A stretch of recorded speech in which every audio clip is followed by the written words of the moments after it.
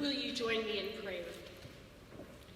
Holy God, we pray this evening that as we gather in this sacred space, that you are rejoicing as we seek justice and joy in this community and all the communities that we represent.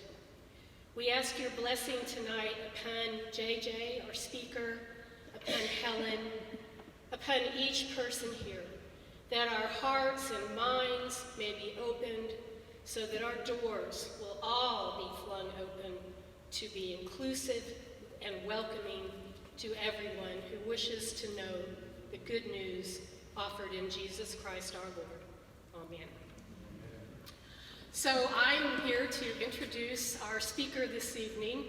I have things written down, but I was actually one of those people who was obsessively watching the live stream and writing about it the whole time the conference was going on in February, so I had the opportunity to watch this young man speak live on my computer, and I cried along with everyone, I imagine, that was so touched by your passion, by how articulate you were, and by your vision of a future that I think many of us share with you today. We are honored to have speaking tonight J.J. Warren. J.J. is a seminary student at Boston University Theological School. You have already mentioned that you may have heard his speech at the conference in St. Louis in February.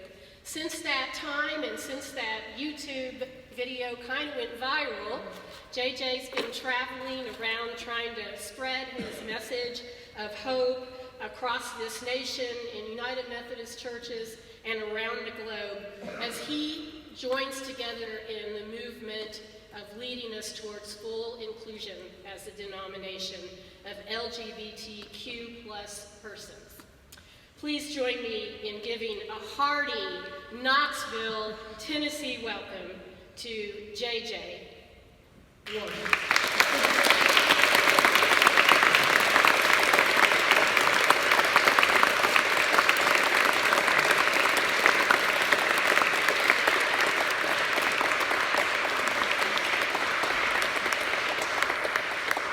Well, good evening, everybody. Wow, that's real loud. How y'all doing? This is my first official trip to the South, so I finally get to say y'all and not have it be ironic. So thanks for being the first church in the South to bring me down, the first group of people. It's been a whirlwind since General Conference. How many of you know what the General Conference is? Okay, most of you. And if you don't, you can just think a great disappointment, okay? Great. Wonderful, you're laughing and clapping. This is perfect. The South is as lively as I've heard. And so the General Conference is part of the reason that I was whisked away from seminary in Boston and, taken on a plane and brought here to the South to be with you all. But I want to tell you a bit of a story about how I got there. So since General Conference, this is community number 40 since May.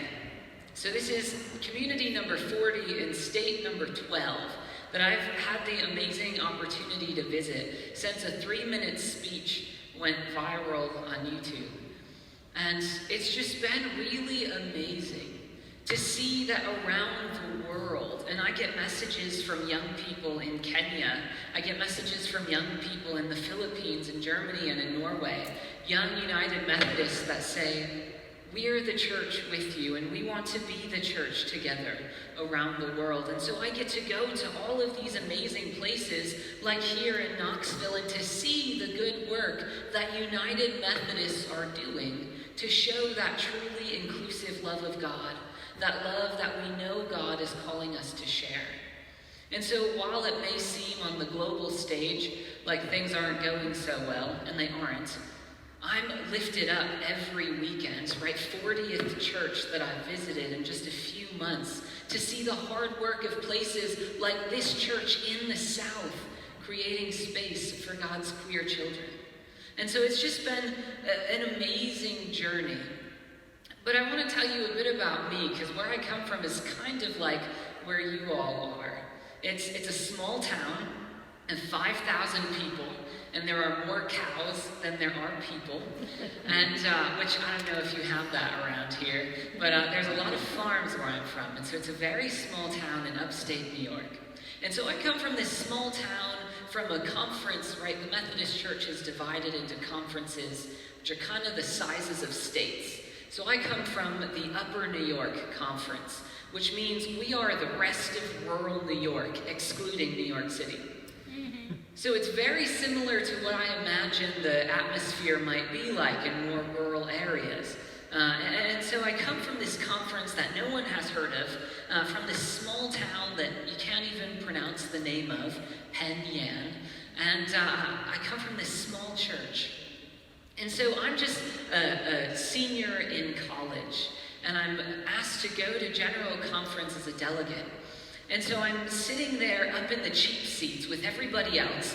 So those are the seats, that are kind of like those way up there, but a few 100 feet higher.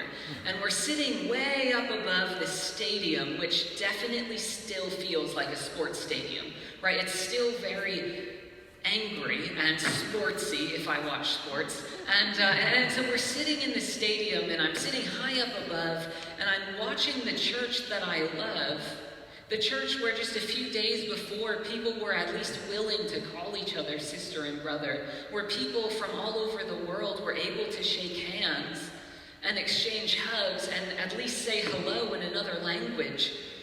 And so I'm sitting up there high in these seats above all that's happening and watching our church tear itself apart, and the people who claim to be the body of Christ around the world using words to describe each other that I think would have made Jesus roll over in his grave if he was in the grave.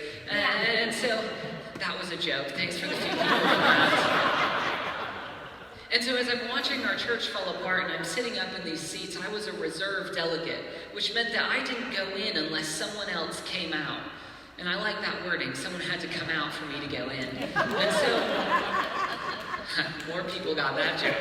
And so I'm sitting up there waiting for someone to come out, and the conference was 3 days long, and it ended on a Tuesday, and so today was Monday, the day before before the end. And so I'm sitting up there in these cheap seats next to this sweet old lady named Shirley, and she's cracking jokes to keep the mood light. And I'm sitting up there, and I get this text message from this conservative man in my delegation. And he says, "If the plans about inclusion come up again, you can take my seat." He said, "The church is falling apart anyway, so it won't make much of a difference whether you're up there or down here." And I thought, well, that doesn't sound too hopeful, but hey, put me in, coach. And so I waited all day for this text message, and it gets towards the end of the day, and it's getting into the afternoon, and the plans are not coming up, and it's clear that our church is just continuing to tear itself apart. And finally I get this message that says, "The plans about inclusion are coming up. If you run down right now, you can take my seat before the day's over." And so I look at Shirley, the sweet old lady, and I say, "Shirley, will you watch my bags?" And she goes, "Sure, honey, sure thing." And so she has a southern accent too, and so she watched my bags. And so I sprinted down these escalators, and I made it past 2 security guards, and my body frame is very intimidating, so I made it past them quickly.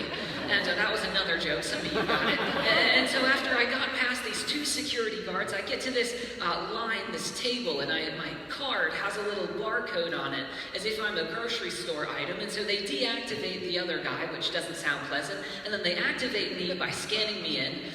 And if you have no life like I don't, and you keep up with United Methodist News, then you know that at least 4 people did this incorrectly. 4 people got onto the floor who weren't supposed to be there, and so some of our votes, including how you leave the Methodist Church, are now up in question. But anyway, back to the story. I did it the right way, have no fear. Sometimes we queer people follow the rules, and so I was scanned in, I was activated, and so I walk onto this floor, which, I try to play it cool, but there are thousands of people looking down and all of these bright lights on this giant stadium floor. And so I'm walking onto this floor, and I sit in my little chair over there with these people from my conference that no one had heard of. And I pressed my button to speak, having no idea at all what I would say, but knowing that I had to say something. Within 5 minutes, I had gotten this text message that said, "Come take my seat. You probably won't get to talk," because people had had their buttons pressed all day long and for some reason weren't called on. And yet within 5 minutes of getting the text, running down the stairs, scanning in, scanning out, running to my seat, pressing my button to speak, I was called on to speak, having no idea at all what I would say, but knowing that I had to say something. And so I hear my name get called, and I walk up to that microphone. And in that moment, I thought back. If we rewind, and for those young people like me, rewind is when, on a VHS player, they used to hit that button. So if we rewind in the story, I'm standing at that microphone, and I remember that 3 months before that, I was back in my small home church in my small town in that conference that no one had heard of. And we were praying for the delegates that were going to go to General Conference.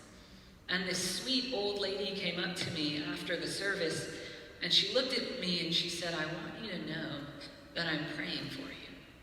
I'm praying that your story will be shared at that conference, and that people's hearts will be open." And so in the moment, in my mind, I thought, well, she must be off her rocker, because there's no way a reserve delegate from this conference no one's heard of could get a moment to speak on the floor. But out loud, I said, "Thank you." And so fast forward 3 months later, and I'm standing at the microphone, and I realized that her faith in me had come true, that her faith in God had come true.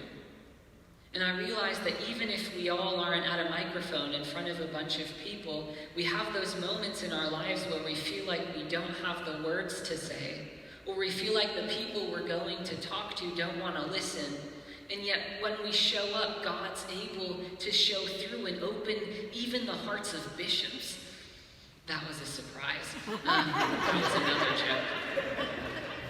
And so as I'm standing there at this microphone, realizing that that woman's faith had come true, and just having this no idea what I was going to say, and feeling the Holy Spirit, I shared my story about how I, as a gay United Methodist, want to be a pastor in the Methodist Church, feel called to be a pastor in the Methodist Church. And one night as I was on my campus, my undergrad campus, which is the second least religious in the U.S., so as you can imagine, our campus ministry was really small. And so I'm sitting there on this campus, which is the second least religious, but the most LGBTQIA friendly in the nation. And sadly, those statistics make sense. Mm-hmm. And so as I'm sitting there on this really queer-friendly campus, but religiously unaware or unattractive campus, I'm sitting there at Bible study, and this girl comes to me who's never been there before, and I start to share some of my story with her about how I'm a gay United Methodist, and I plan to go on to a Methodist seminary, and I hope to be a pastor in the Methodist Church. My home church has affirmed my calling. And as I was sharing this story about how the Methodist Church that I experienced had validated God's calling on me, she started to cry. And she said, "That's not the church that I grew up with."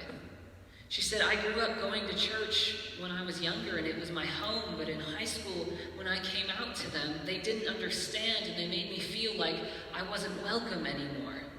Or at least I could come in the doors, but I couldn't be the real me. And so I didn't feel welcome, and I've spent all of these years being angry with the church and angry with God. But that church and that God that you're talking about is a person and a people that I think I'd like to be in relationship with." Right? And so as I share that story of this girl at General Conference about how even queer people can be used by God to bring people into that liberation, which is Jesus, and I asked them, isn't that what the church is supposed to do? And so how can we say no to what the church is supposed to do? To a gay United Methodist who was used to bring someone else to Jesus. And so in that moment, since General Conference, it has felt like at times in some places where I go that the church is falling apart. How many of you have heard that? You know, the church is falling apart. It kind of feels like Chicken Little, like the sky is falling. Right? And so since General Conference, there have been all of these plans about the future and about separation and what will happen to our denomination and what will happen to all of these churches. And it's in this moment where it feels like the Wesleyan Covenant Association, for those of you that don't know, that's the group that got what they wanted at General Conference, the more right-wing group of the church. And in this moment where it feels like the people in power, the Wesleyan Covenant Association, bought the votes that they needed, in this moment where it feels like our church is falling apart, since I want to be a pastor, I like to go back to, some biblical stories. And some of the older folks in this congregation might know about Amos. Maybe you met him one time. Just kidding. And so, as I think about this moment in our church, and as I think about this time where it feels like the people at the top are getting what they want, I think about Amos. And Amos was this small town shepherd boy in the 8th century BC from a town that was 16 kilometers outside Jerusalem. And I don't know why Siri told me in kilometers, but you can do the math later. And so he's from this small town outside the big city. And in the 8th century, things were going well for the people at the top. The religious order of the day, the Hebrew people at the top were getting what they wanted. They had the most land and the most wealth that they had ever acquired. The cult of Yahweh, the Israelite God, was gaining prominence in the land. And so it seems weird at this time where the people who claimed to worship our God were called out by a prophet of the God they claimed to worship. And so in this moment where the people at the top were getting what they wanted, God called a little shepherd boy.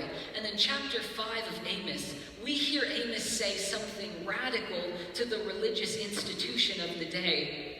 Amos goes to the temple and Amos says, God hates your solemn assemblies. God despises your festivals. And if we look at the Greek translation, assembly is ekklesia, and ekklesia is what we use for church. So if we want to translate that into our day, God is telling the people who claim to be the church, I hate your church. You people who claim my name, who claim to worship me, I do not approve of what you're doing.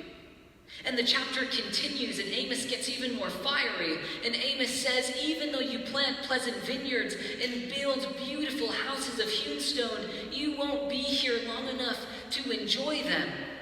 If I might translate that to our day, even though you build beautiful global denominations, you won't be able to enjoy them. Because you're following the rules, but you're missing the spirit of who I am.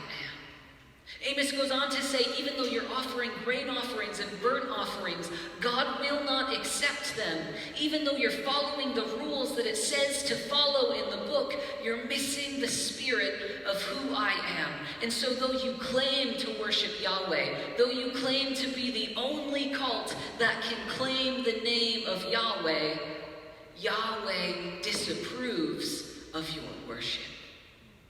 And Yahweh will not allow you to claim Yahweh as yours. Even though you've built beautiful hewn stones, even though in our day you may have beautiful sanctuaries with pastors in skinny jeans and guitars, if they're preaching and singing theologies of hate, these are not worships of Yahweh. Even though you claim to be my people, to be my church, to be my denomination, you're missing the spirit of who I am because you're following the laws too closely and you're not interpreting them with the spirit of love. The people were following the laws and offering the sacrifices, but they were missing the spirit of Yahweh. And so in this moment where it feels like the sky is falling, where the people in power are getting what they want and are playing chess with the church that I grew up in, that maybe you grew up in too, I think it's in this moment where we're called to be like Amos. In places like this in Knoxville and around the world, people for the first time are getting off the fence or holding gatherings like this in a church in the South.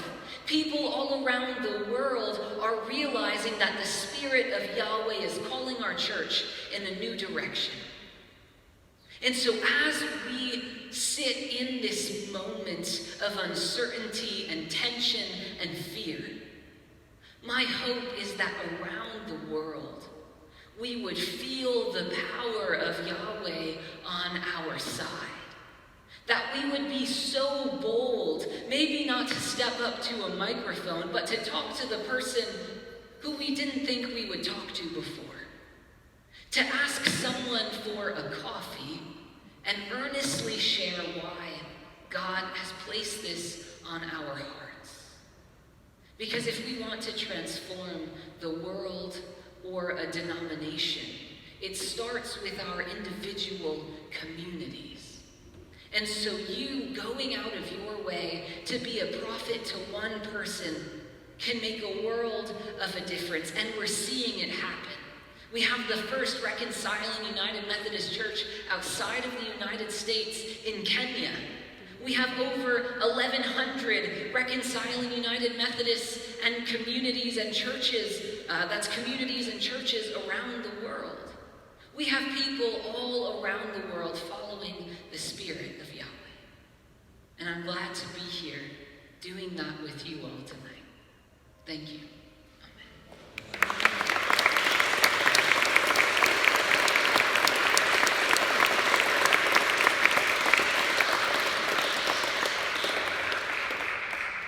Would you join me in a prayer? Holy God, we are so thankful that you have carved out and created and designed spaces like this where your extravagant and barrier-breaking love can find us. Places where we can boldly say you love all of us. Straight people and queer people and black people and brown people, people of all nations and races and sexualities and nationalities. In this space, we thank you for bringing us together to see that we are not alone, that you have called us together to be your people and to reclaim the very idea of what it means to be your church, your people, your gathering. Use us to be your mouthpieces in this world, to be healing balms for the pain that has been inflicted by the church, to be peacemakers and justice seekers, to be your people, to be people of love. Amen. Amen.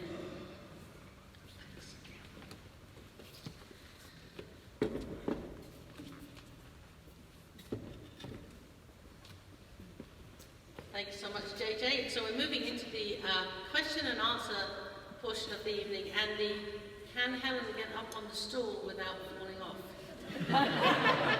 I did practice earlier, and it worked. Oh, hallelujah. Hi, JJ. Hi, Helen. How are you? Great. I can't say how excited I am that this. I didn't know this was the first in the South. Yeah. Whoop whoop! Church Street! I have a particular affection for the Southeast I jurisdiction. wonder why. I don't know. Yeah. It's just a mystery.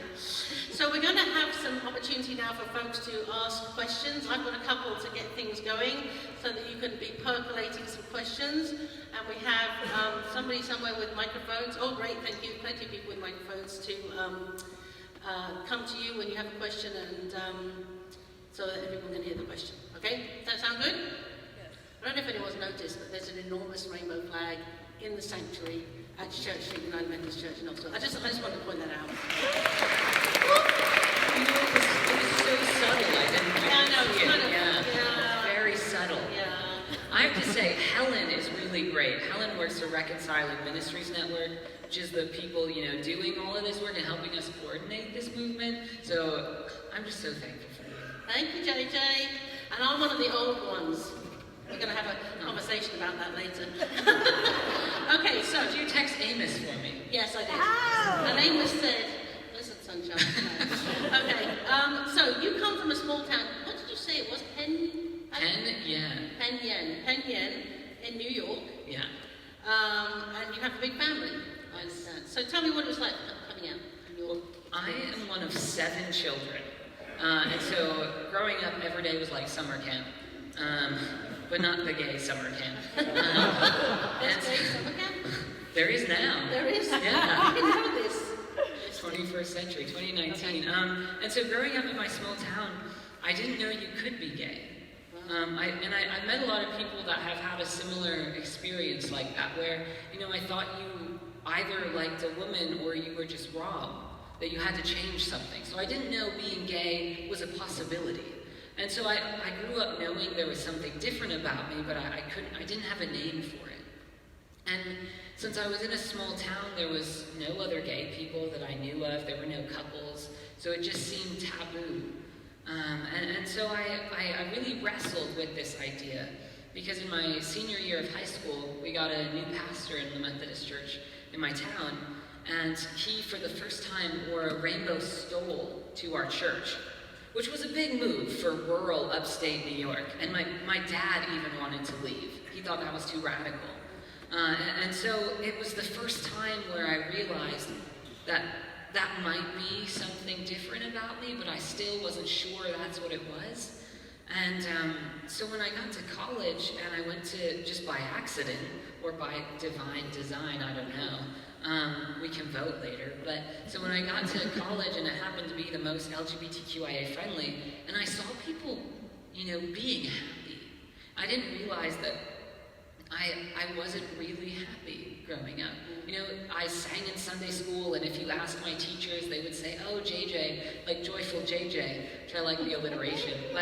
But there was a deep part of me that was unhappy, and I couldn't name it. I didn't know what it was until I got to college, and I realized, wow, my faith has been pushing down this part of who I am, and it's been a real weight that I've been carrying, and I realize now that was the heaviness, the part of me that wasn't happy, and so to be able to put a name to it was just so powerful and really liberating. And So once I got out of my small town, it was great. But Yeah. your pastor wore a rainbow stole Yeah. at some point. And so what did that signal? Did that signal something hopeful to you when that happened? Or were you not sure what it meant, but it looked colourful? I mean, I knew what it meant, Okay. but I was also, in a small town, so I knew our pastor's one of those radical liberals. Why is he doing this? Why is he wearing a rainbow stole? That's so annoying. Can't we keep the peace? Because that's the culture I grew up in. Right. And so I understand that point of view. Yeah. And so someone actually the next day wrote a long letter, and in real Martin Luther fashion, tacked it to the bulletin board. They tacked it to the bulletin board and said, this is all of the reasons why the Bible says our pastor is wrong for wearing a rainbow stole. Wow.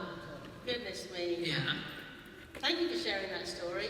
I feel like one of the things I say to people a lot is visibility matters so much, and being willing to take a bold step to put something on that shows, you're welcoming to LGBTQ people is just so very important. I love the pins folks at Church Street have and wear, and also that every time you do it, you don't know what's going to happen. You don't know if somebody's going to pin something to the bulletin board. So we have to kind of brace ourselves, I think it's part of the journey. So I'm going to pause and give an opportunity for questions in case there are some that have emerged. I don't want to... Here we go. Thank you. I'm Dave Craig, and I've been a member here for 50 plus years. The problem I have with my friends here is the statement that Jesus said that marriage is between a man and a woman. And the only answer I had for that, of course, is what Jesus summarized the commandments and said, we need to first love God and then love each other. So I need more help on that. I think that's a really great point, and that's why I'm glad Helen's up here too. You were in seminary. First year, you haven't had much, right? But I really like that, because I think what I've found in my conversations and my relationships with people in my home church is that I was sitting in the car with my brother, and my brother is, he goes to a university, and as campus ministries are, it's pretty conservative.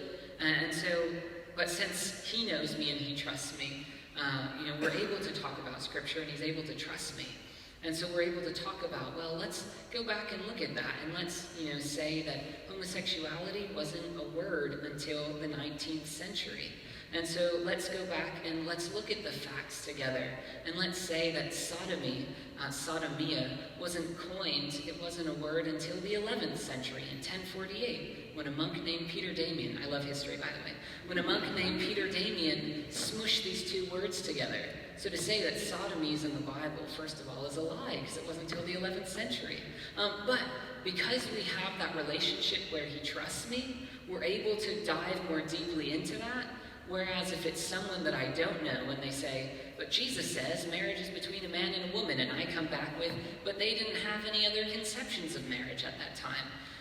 They don't know me and they don't trust me, so they won't believe me. And so I think, making sure that first, before you even bring up this, trying to have a biblical debate, is that you grow in relationship with each other. And so that way you can trust each other. And when you pull out a cool fact like, well, actually, homosexuality wasn't a word until the 19th century, hopefully they'll believe you at that point because they trust you.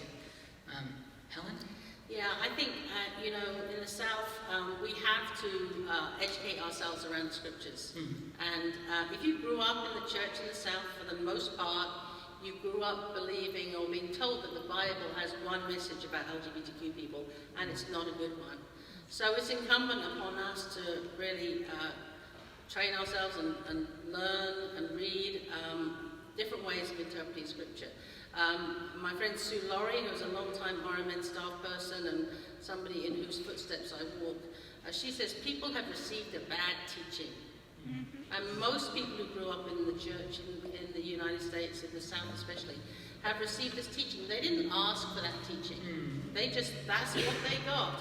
And so one of the things I think we need to really grapple with is how do we learn for ourselves about teaching? In other words, how can we give account for ourselves for our own perspective and our change in way we interpret Scripture in order that we can have those conversations. Luckily, there are some fantastic books out there. A new one that's just come out is called Holy Love by Steve Harper, who was a professor at Asbury, which is one of the very conservative seminaries, not a United Methodist seminary, a seminary which many United Methodists go to.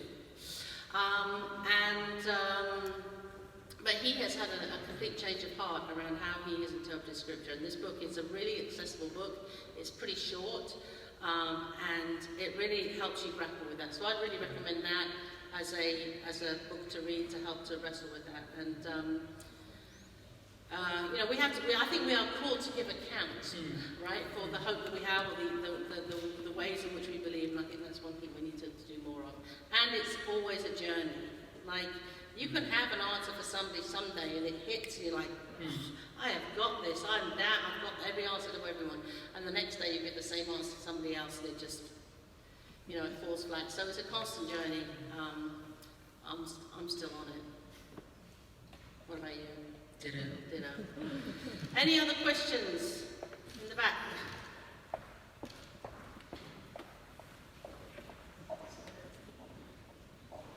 Not a question, but a few statements and appreciation. JJ, I appreciate your message, both at General Conference and tonight. And I grew up, I'm one of the old ones, I'm 50, so one of the old ones we were talking about. And I grew up in a church that, as you said, did not interpret the Word of God with the Spirit of love.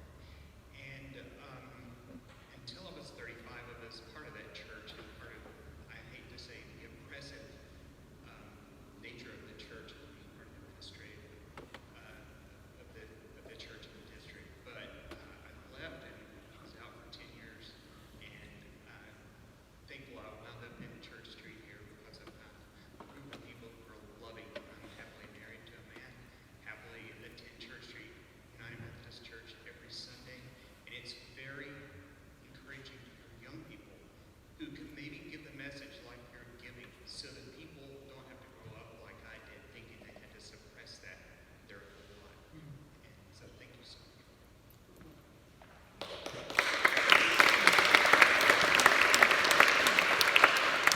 Thank you for sharing that. I think this is one of the things that I've been really encouraging people to do, because since February, the message about the United Methodist Church was never great, but since February it got exponentially worse. And those that I've worried most about in that context are our youth and young adults, especially those who are grappling with their own sexuality journey. So I think the visibility thing in our congregations, even if you're the only person in your congregation who thinks you feels the way you feel about inclusion, wear a rainbow button.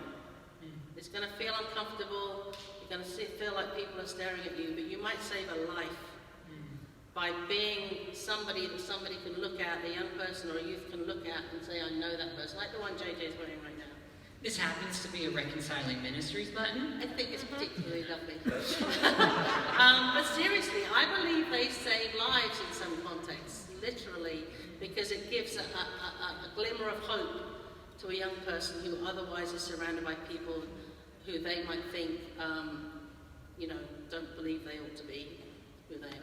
So, yeah, sorry. I'm on my soapbox. I'm going to get off it, except if I could, if I wouldn't get it. I'll stay. Thank you. That's okay. This is just a point of information. I don't know if you're aware of this book or not. It's called This I Know by Jim Dent. Yes. The thing that's so remarkable about this book is that he is the pastor of First Baptist Church in Greenville, South Carolina. You just let that one hang over your head just for a second, okay?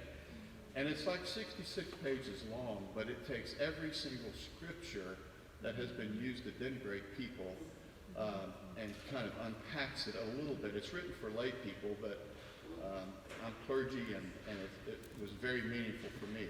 And so I just commend that book for you to read. Yeah, thank you. It's a great book. I just want to bounce off that question, actually, for a question for JJ.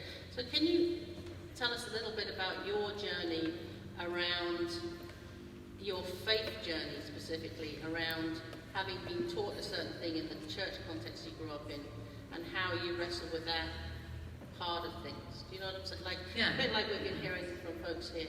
Yeah, and What was that like for you? you know, in a weird way, looking back, I'm almost grateful that I had that experience because it helps me to understand, especially, you know, more folks in conservative places, to understand the struggle that the journey is. Because I know that I wouldn't have gotten it overnight and understood sexuality unless I was gay. And so I really, it's given me a heart for people who aren't there yet, but who are willing to at least go on the journey. And I write about this a little bit, that in my first year of college, I was in a poetry class, and I had never taken poetry. And so obviously poetry is very self-reflective, and I was realizing a lot of things as I was writing. And so I had this perfect image of, you know, who I wanted to be. I wanted to be that perfect Christian boy that I was at home, and I wanted to be that perfect Christian boy on my campus to bring more people to our Christian group, because I just love youth group, and I thought we could do it on a college scale so well. And I thought that my sexuality was something dirty that tarnished that perfect Christian boy image. And so I had a real hard time thinking that I had to choose one or the other, that I couldn't be that Christian boy if I was openly gay. And so it was a real struggle, but to be at a place that affirmed people's sexualities, you know, just overwhelmingly allowed me the space to explore, and to have a few people that I could turn to, you know, older mentors, was really helpful. So yeah, it was definitely a long process for me, through high school and into my first year of college, and I was very grateful for older mentors along the way that were willing to be there and have a coffee and talk about it. Thanks for sharing that. I think one of the things that I struggle with is that sometimes I think we forget the journeys we've all taken. And then we get frustrated with where people aren't already at. And I think it's helpful to hear stories like yours and others where, you know, I said earlier this afternoon, like 25 years ago I was the WCA, and that's not an exaggeration. I was in England and it wasn't Methodist, but it was essentially the same thing. And I think for me anyway, it gives me some patience, compassion maybe, for those that are still struggling and wrestling with that. And we need that. We need to continue, I believe we need to continue to give people space. I needed some time. You needed a little less than time. But you took some time. My parents needed some time. There you go. Yeah, exactly. That's really important. Yeah. You've invoked the name of Sue Laurie, and she told me to ask you about the ancestors. Do you know what she's talking about? To Sue tell the Laurie? story of the Tell the ancestors? story of the ancestors. How do you know the story of the Did ancestors? Sue not tell you about the ancestors? I don't think so. Okay, Helen. Well, you know, I've spent a good amount Did of time. Amos tell her the story? Yes, Amos Okay. told All right. the story. Don't tell Sue that you said that though, because that's. But so I think what this moment in the United Methodist Church has created since February, which I am just supremely grateful for, and part of that moment in February was JJ's speech on the floor, which was part of, again, what really kind of started moving people. What it's created is a whole bunch of new people who are suddenly passionate about LGBTQ inclusion, and I am deeply grateful for that. And I want us to always remember those who back in 1972 and even before 1972 were putting their lives on the line, openly gay people at the General Conference in 1972, who were offering, literally saying, come and talk to a gay person in 1972 at the General Conference. So I think probably what Sue was referring to was, we're in an exciting moment, a frustrating moment, a boggling moment, but we're also in a moment that has happened. You know, we've been on this journey, and some people have been on this journey and are weary. And might I just say, you know, some of our people of colour in our churches, our African American friends in our churches, have been on a journey of trying to get our church to a better place around justice and inclusion and equality for way, way decades and centuries longer than that. So this journey towards a better church, a more whole realization of the beloved community, we're walking in other people's footsteps. I am every day. You are, we all are, I believe. Yeah. Thank you. Yeah, Thank you. I had no idea what she was talking about, but that makes a lot of sense to me now. We're holding on to those before us and reaching for those ahead of us. Yes, totally. All right, who else? As I walked around the cheap seats of General Conference, there was this woman with long gray hair, and she looked at me and she said, "I want you to know that I've been fighting for this since I was your age." And that really made an impression. Yep. I'm Stephanie, and JJ, I just want to say thank you so much for your words at General Conference. I was in Seattle, Washington during the conference, and so I was able to get up in the wee hours there, which was normal hours here. So I was able to hear you speak, and am so grateful. I'm Stephanie, and quite straight girl, so haven't felt that much oppression in the United Methodist Church. However, one thing that I really grapple with is how someone like you, someone like Helen, like so many of my friends here tonight, can stay in a denomination that is oppressing people the way that we are right now. And in fact, there have been many times where I've had a foot out the door and I've been ready to leave, but have been so inspired by you and by so many of my friends who are here tonight. And so for that, I want to say thank you, but also my question, and the conversation is almost naturally leading to this place anyway, how do you stay in a denomination, in a place where we are, as United Methodists right now, being oppressed as you are? That's a really great question, and I get that almost everywhere that I go. And I think I was at the UMC Next meeting, sat next to Helen, and that was a big gathering of centrists and progressives in Kansas City. And Junius, who's another pastor in the Methodist Church, he's an African-American man, and he stood on the stage and he said, "I'm here today because my ancestors believed enough when our church was segregating them that one day our church would be more just, and so they stayed and they fought.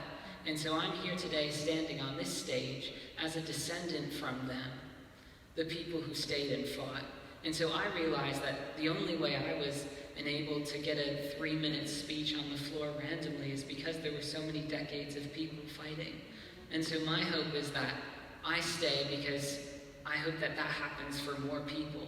That one day soon, there will be more people who have space created for them. Because the beautiful thing about being a global church, as messy as it is that this conversation is happening around the world. Whether people like it or not, they're seeing that their Methodist church, which is part of this global church, is talking about sexuality. And so that's the way we're able to have conversations and see communities be transformed, and see people in places like Kenya and Ethiopia, this pastor I just got off of Skype with the other day. And so that's why I stay, is because I see that by being part of this global connection, we're creating safe spaces around the world that weren't there before. I agree. I just want to add one thing, I guess, and that is,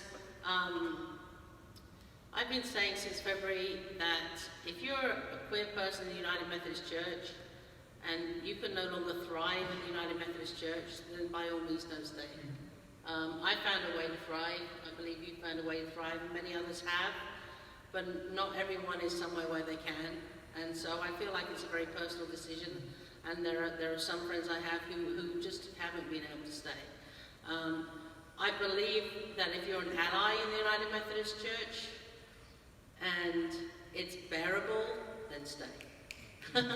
Because we need you to turn this boat around. So I didn't used to be so bold, but I got over that pretty rapidly because I'm like, there's a mess here and we need help. So if you can bear to stay, please stay. Because we need your help. Yeah, I've met a lot of well-meaning, people that are convicted who want to see justice happen, straight pastors, and they said, I'm really torn. I feel like I I should leave to help you. And for me, if they're in a space where they can stay, I say that's one more church where I would be welcome. That's one more church where another queer person in your town could be welcomed. Yep, amen. I agree.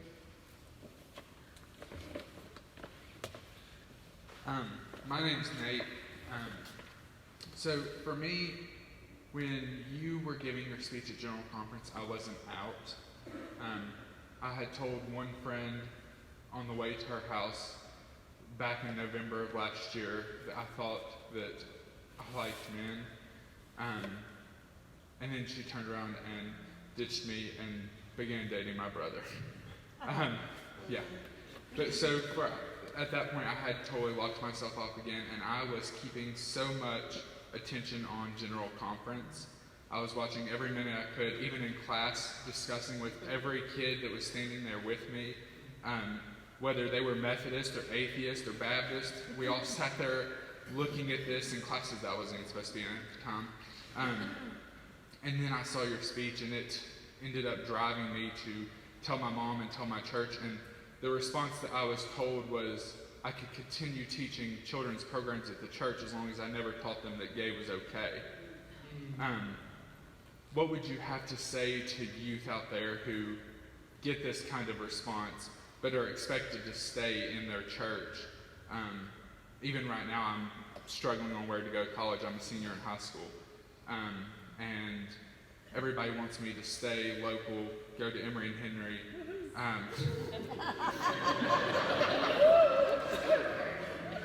But how do you discern whether or not it's actually meant to be going up north where it's more accepted already? Yeah. First of all, thank you for your bravery, Nate. I mean, that's...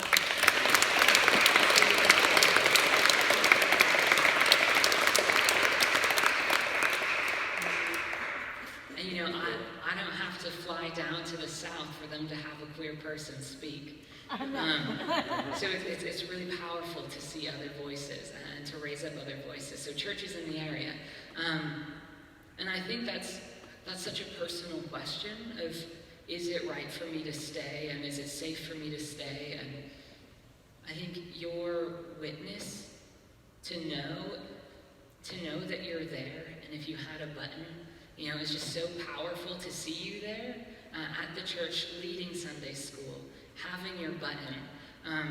And yet at the same time, I don't have to go to your church every Sunday, so I can't fully understand the difficulties of being there.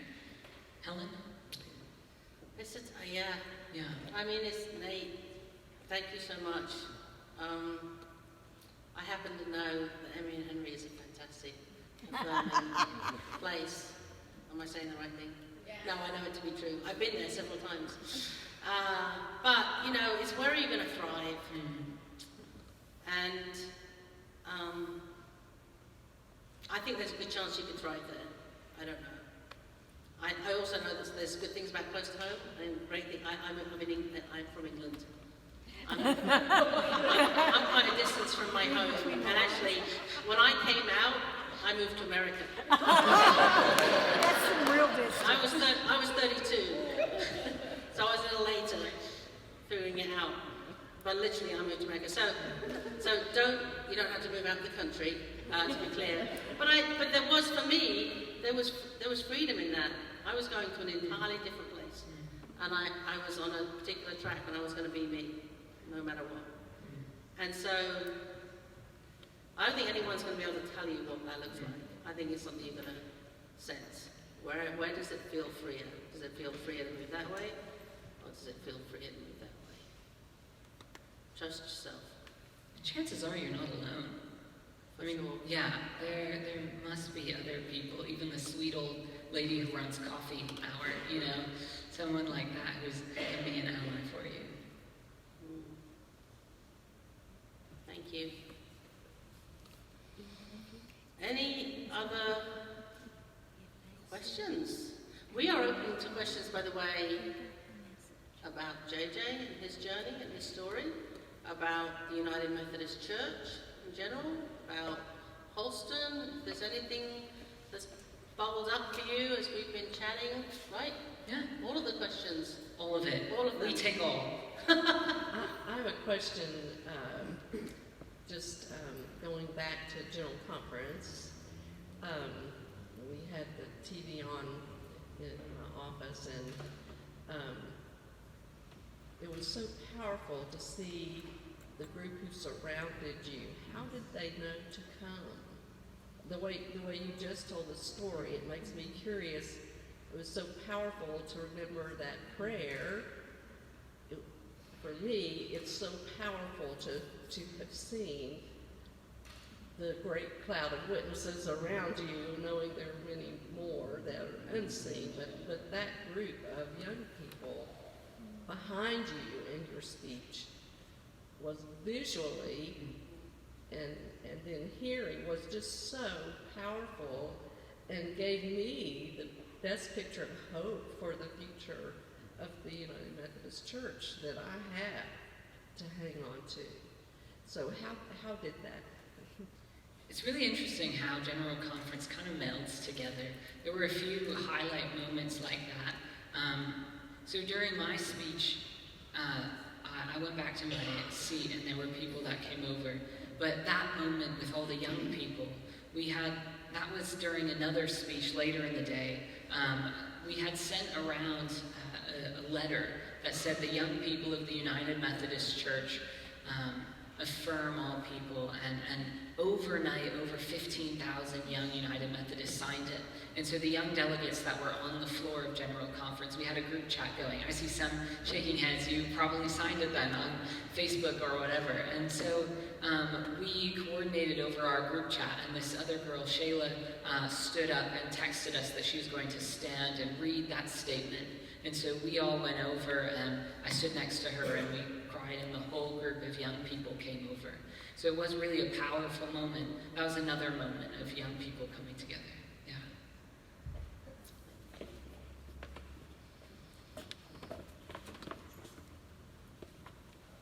Hi, Rebecca Yurish. I think maybe one of my questions is... Mike, closer.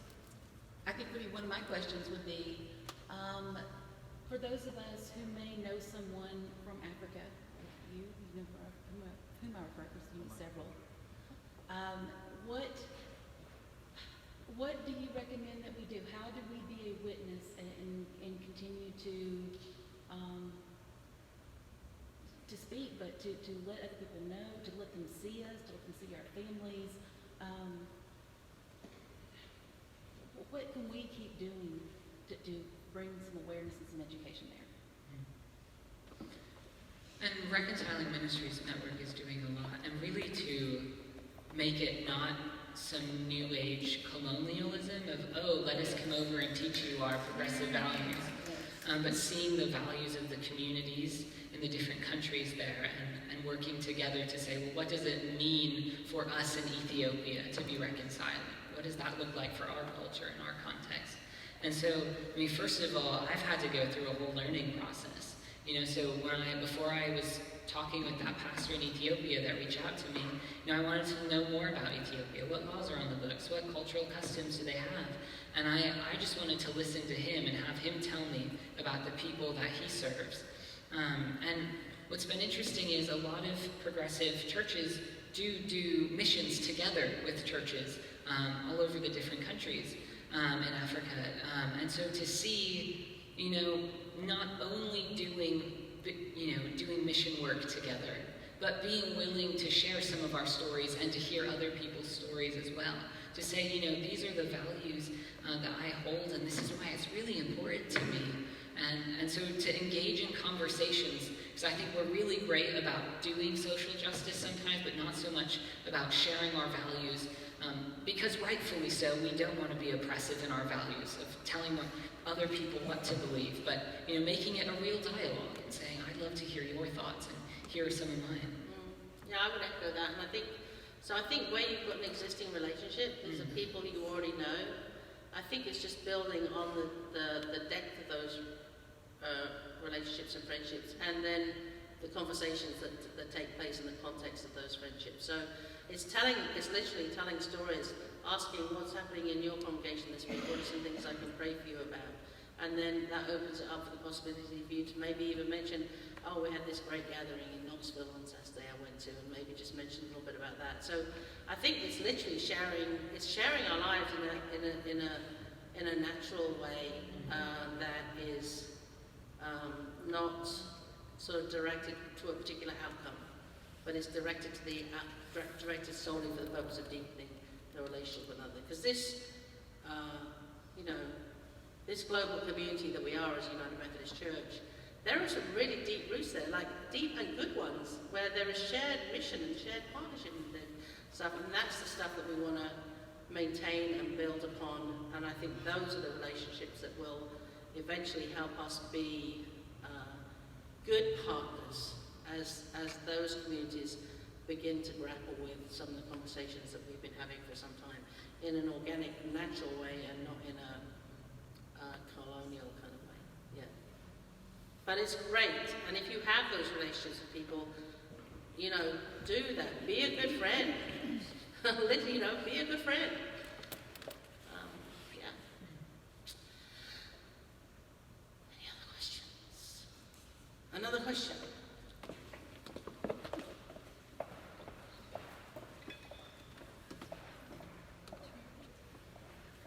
I'm David Duncan. I'm curious, as a seminarian, has your experience been one of being accepted and affirmed by your professors and fellow seminarians? And, do you find resistance there? What kind of an experience has that been? Yeah, I'm very lucky in the seminary that I attend, Boston University School of Theology, School of the Prophets, where MLK Jr. went. And so it's a very progressively oriented institution. And on the first day of our orientation for the first years, one of the deans stood up and he said, "This is a playground, not a battleground." And the difference is that we try to create, the safety net where you can fall and get bruised and disagree, but that hopefully in this space you feel safe enough to talk about why you disagree and to really unpack those differences. So overall, it's a very inclusive and progressive institution. It's the only, seminary in a lot of the Northeast, so a lot of folks from small areas still have to come to us to take classes, so we do have more conservative voices, but it really is because the community has a set guideline of this is the kind of community that we are engaging in. And so if you say something that offends me, I'm going to call you on it, but I'm not just going to call you on it. I want to unpack that with you and ask you why you thought that and talk about why that hurt me. And so it really has been a great experience, but I know that's not everybody's experience. I'm glad you're having that experience. That's good, that's encouraging.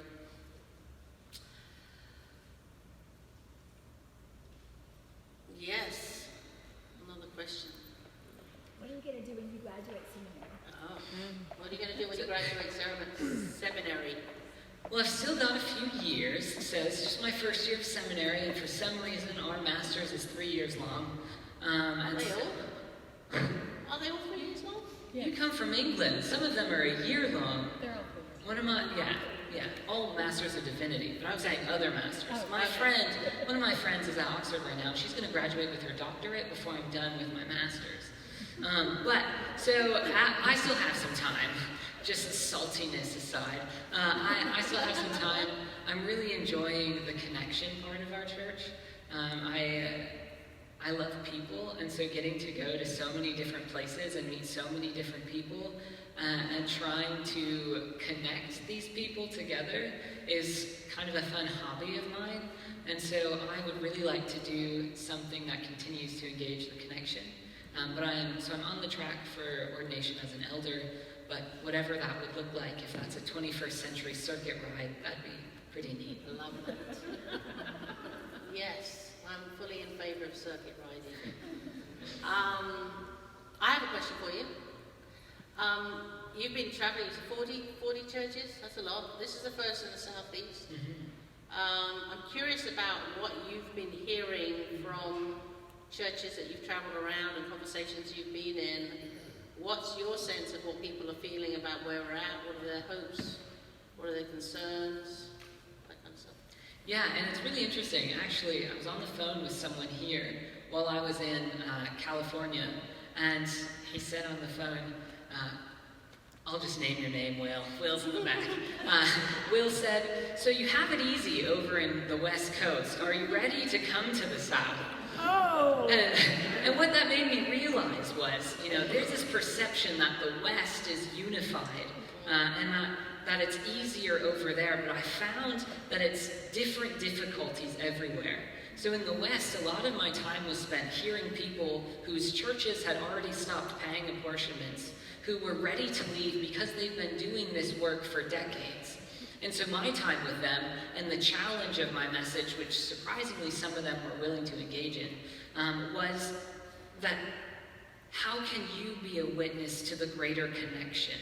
So I realize it's difficult because you've been doing this for decades, and churches in places around the world are only just now doing this. But how can you use the privilege that you have as a church who understands human sexuality to the best that we can?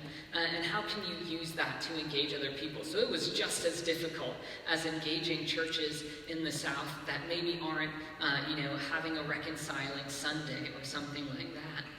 But overall, it's been really powerful to go to all of these different places because the people that I've met are so passionate about seeing a church that is the church of justice and love around the world. And to see young people, a lot of the places I've gone, young people have come out and they've said, I know I want to be a pastor in the Methodist church and I'm gay. And so to see people, and young people especially, who are saying, this is the church that I want to be a pastor and change together with people around the world, has been really uplifting. Because I think the people at the top are, playing poker with our church, and yet the people in the pews realize it's more complicated than just trading off who gets the kids on Sunday. And so it's my hope, and what I've seen around the connection is people that are really passionate. No matter what happens to the church, if our denomination falls apart in May and splits, my hope is that the people who are inclusive, or people who are willing to go on the journey around the world, that we would engage in our connection still, that we would make sure if there's an exodus, we leave together. That no matter what happens to the structure, we continue our connection to people around the world and say, how do we really do this world transformation stuff together? Amen.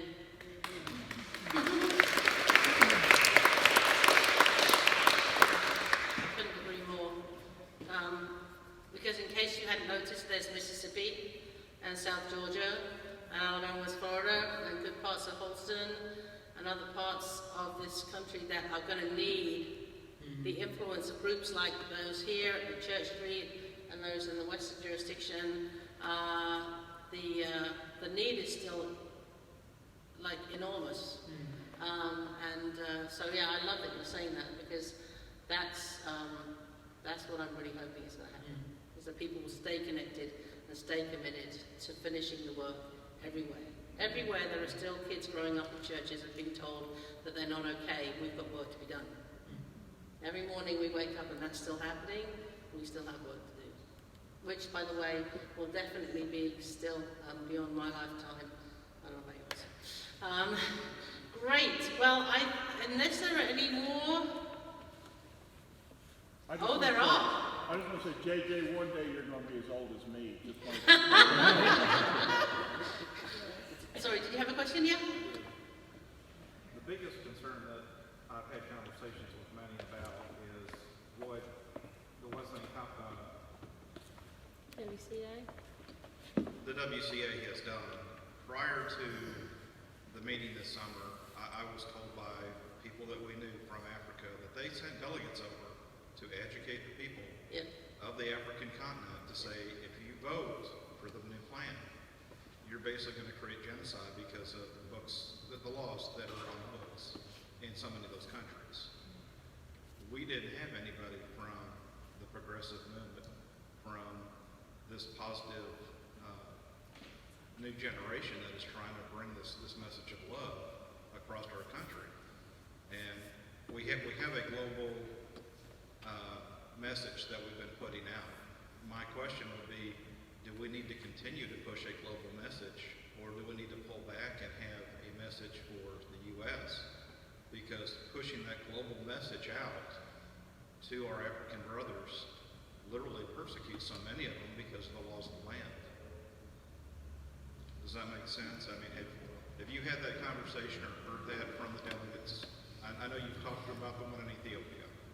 Yeah, I mean, I think that's a big question that's coming before us in May is, what will the church structure look like? Will the U.S. be its own central conference? Right, versus a global church that enforces things upon each other. And one of the persons who works for Reconciling Ministries Network, Izzy, who was a dear and drove me around all over California this summer, and we did a little circuit ride. He's from the Philippines, and his bishop in the Philippines appoints him as an openly gay person to work for RMN. And so the difficulty is not saying, okay, it's time for us to pull out and not invest in our relationships with each other. I do think that the U.S., and I think a way to honor each country's differences is valuable, but I also think engaging in our relationships is something that we can't lose. Because if I truly see God in everyone, then I want to be in relationship with my friends all over the world. And so finding that fine line between let's respect each other's boundaries and yet also let's, engage in this place that God is calling us to as a global people. Yeah, I mean, I think I would echo that. I think what we're experiencing is the fruit of decades of inappropriate ways of being a global church. So we've created a structure that has imposed American systems and values in countries which we had no business doing that in, and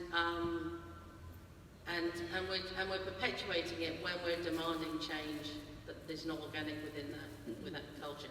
I would say that there is organic, on-the-ground, grassroots work for LGBTQ inclusion, predominantly outside the church, in African countries where United Methodist exists. So it's not that there is none of that. There are organizations that are working in countries in Africa for inclusion, some of which have some church connections, not so many. So we just have to find a better way of doing it. And what has happened is that the WCA have grossly manipulated that whole dynamic. They've sent missionaries Yeah. since the 50s and 60s Yeah. of the last century, Mm-hmm. and they've pushed that message. Yeah, yeah. So I don't believe we should try and fix it by using the same inappropriate methods. Because that would not be, we'd just be reinforcing that which has been done badly before. So we want to be more authentic and real in the relationship building, as we just talked about. And in the partnering and mission work that's already been going on, and really diving deep into that, and hopefully shifting the structure as a denomination so that we can continue in partnership together, but in ways that are more holy, I guess. Yeah. Yes, Sharon.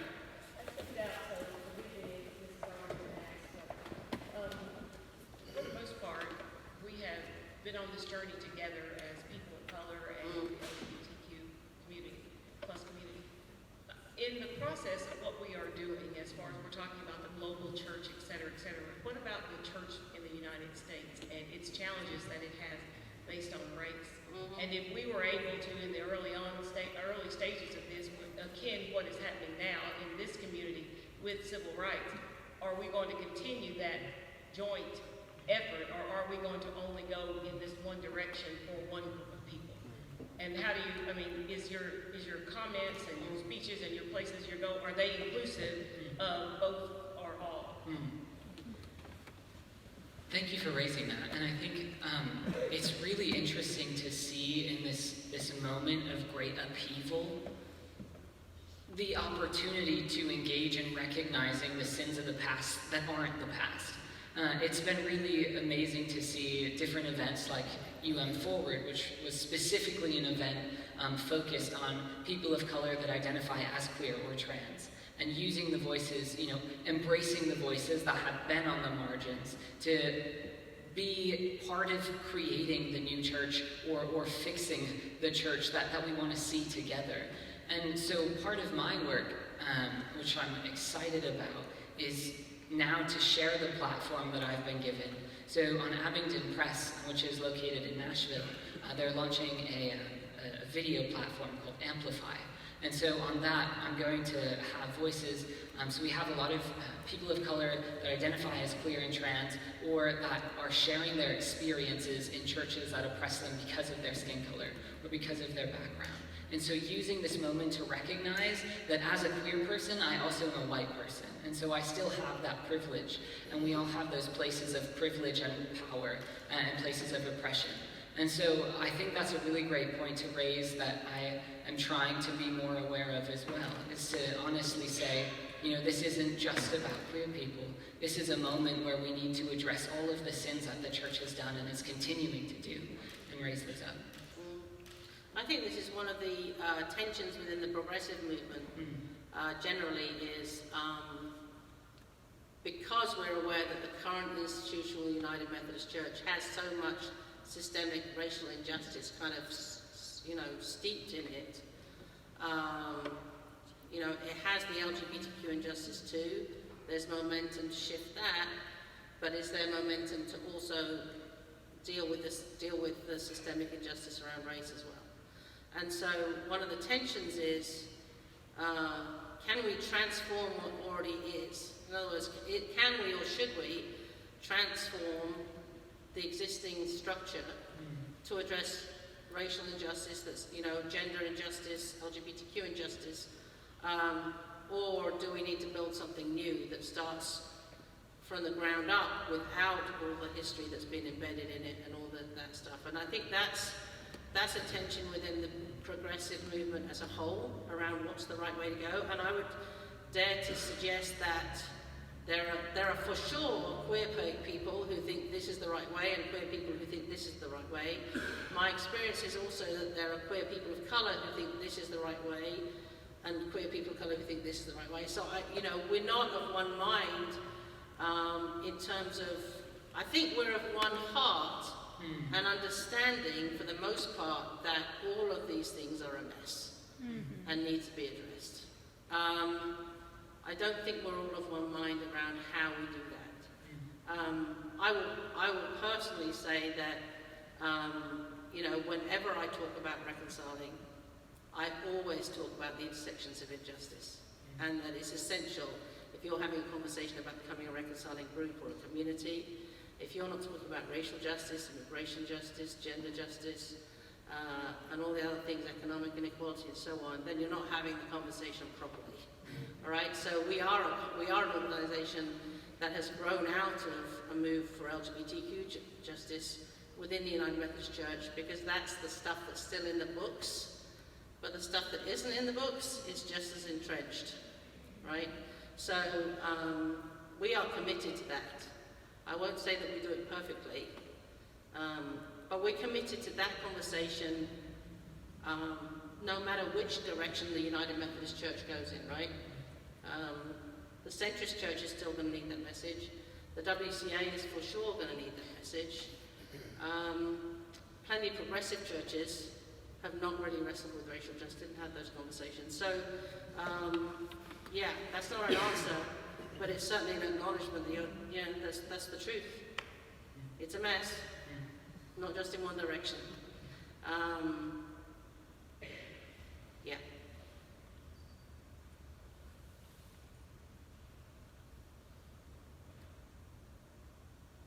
It's very quiet in big churches, isn't it?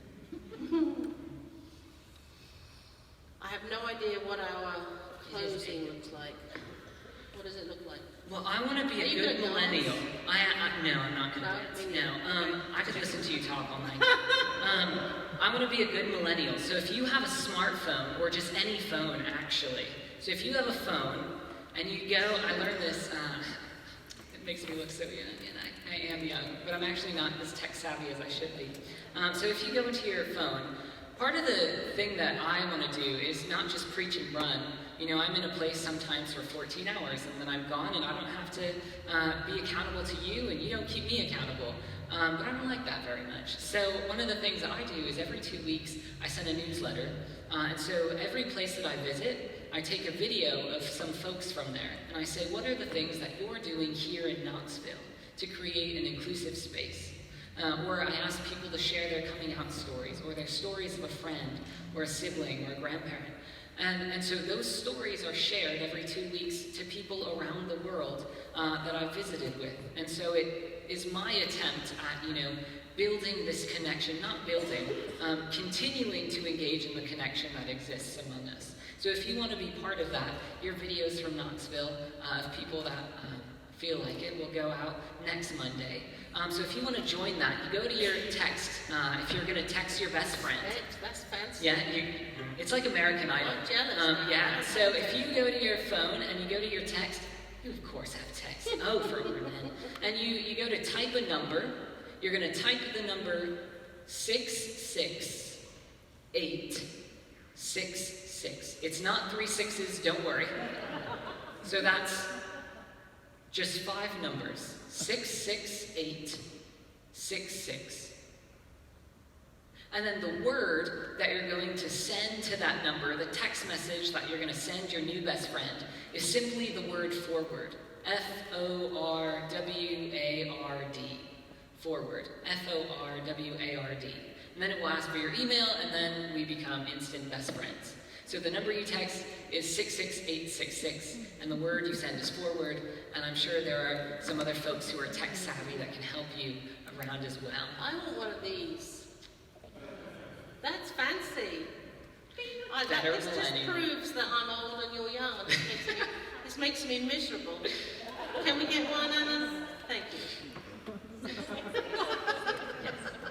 Yes. It works. I did it. I got an email back. No, a text back. Nice one. Thank you. That's fancy. Yeah, pretty cool, yeah. So thank you all for having me and for doing the great groundwork here, because, I get to just come and fly out, but you are the people on the grounds that are doing things in churches that haven't had this conversation yet, or who are unwilling to yet. And so I just want to say thank you to you all for being the people on the ground transforming communities, especially here in Knoxville. Amen and amen. Thanks, JJ. Thank you. It's been great doing this.